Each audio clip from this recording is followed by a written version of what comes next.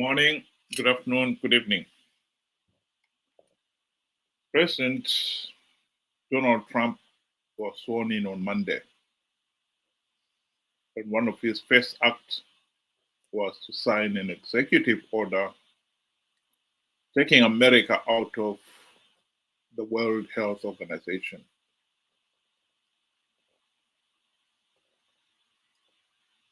And our Minister of Finance, Professor Mthuli Ncube, has since revealed that America's withdrawal from the World Health Organization will have devastating effect on the country. HIV and AIDS program, among other things.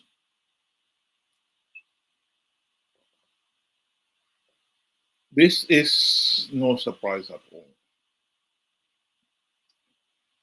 In fact, in the past, during the COVID period, some of the UN bodies, World Bank, IMF, stopped paying Zimbabwe any financial assistance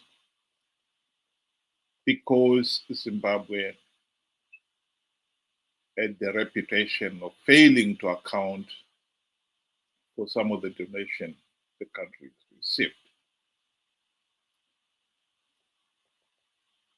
According to the Japanese scholar Ken Yamamoto, Zimbabwe had the potential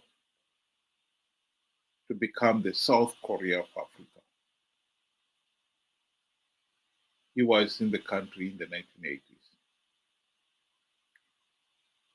And yet, within a decade, it was clear that Zimbabwe was already in economic trouble.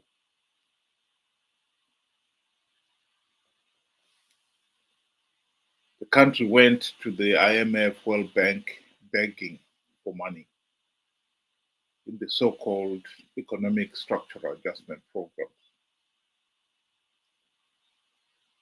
They failed to revive the economy because the regime never met its own commitments. Zimbabwe has become the North Korea of Africa, in which millions live in abject poverty, while the governing and elite live in unparalleled luxury. Zimbabwe has to address the problem of gross mismanagement and rampant corruption that has resulted in the criminal waste of the nation's human and material resources. This has gone on for the last 45 years, ever since the country's independence. How long are we going to allow this madness to continue?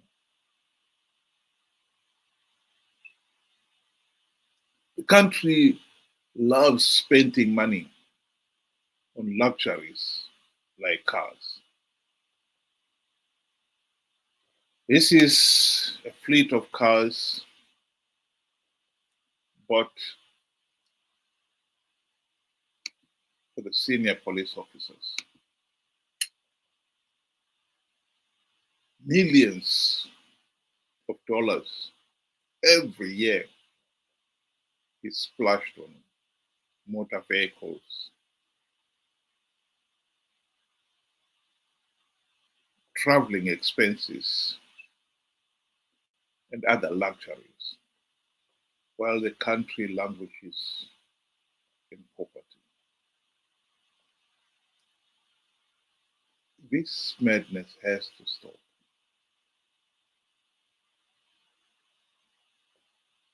The country cannot afford this criminal waste of resources. And to be quite honest, the donor community is fed up with it. It is up to us Zimbabweans, to solve this problem. Here is a reminder for Margaret Thatcher of the real problem we are facing here. We are a country with enormous resources.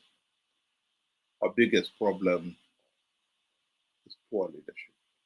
Countries are not rich in proportion to their natural resources. If they were, Russia would now be the richest country in the world. Angola would be very rich, and there are many other countries that have a lot of natural resources, but they have not had an enterprise economy to develop those resources. Russia has everything: oil, gas, diamonds, platinum, gold, silver, timber, marvelous soil, but has been poor. She's also, on the second point, got very bad environment, the Aral Sea. Of course, she was right. How many times have we been told that we needed to end this decade of gross mismanagement and rampant corruption? And yet, 45 years after independence, we've done very little about it.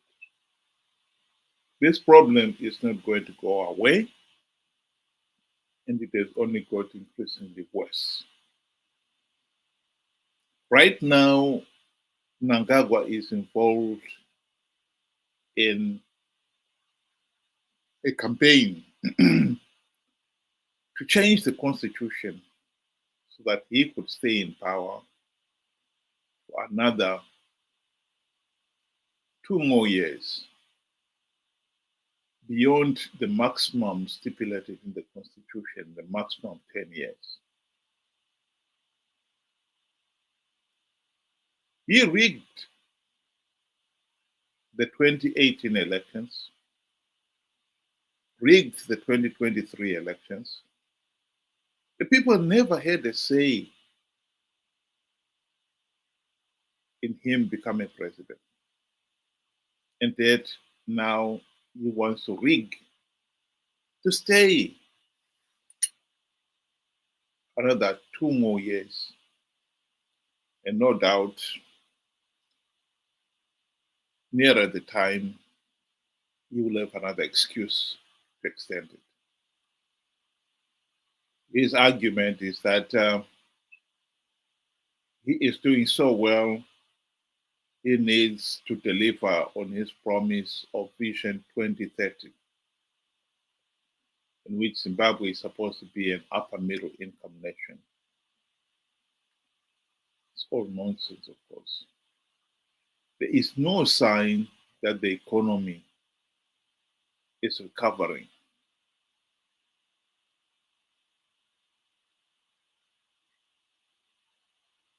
Zimbabwe's economy has been on the nosedive ever since the country's independence in 1980. And it has never recovered.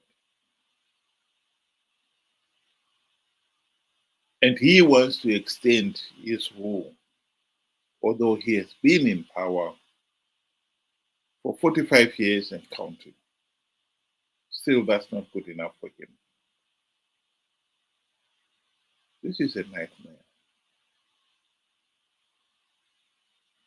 The people of Zimbabwe have got to wake up to the reality that as long as ZANU-PF is able to rig the elections, this nightmare will continue. We have got to be our own liberators now. No one is going to come and put this regime out of office. We have got to do it or suffer the consequences.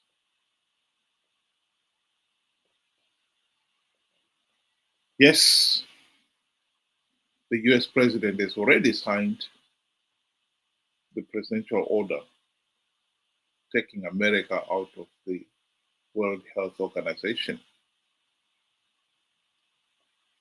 And the consequence of that is that the World Health Organization budget has been considerably reduced. And it will impact on countries like Zimbabwe. There are other things that other assistance that America has been giving to Zimbabwe. President Trump may cancel some of that aid or reduce it considerably. And to be quite honest, donors have grown sick and tired of the amount of waste in the Zimbabwe political system. We have got a serious problem, and yet, alas, we have failed to do something to end it.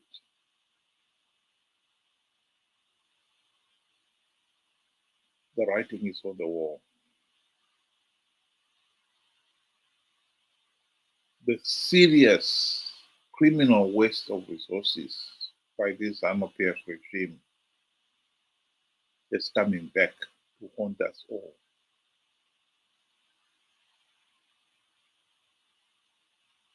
It is tragic that many lives will be lost unnecessarily,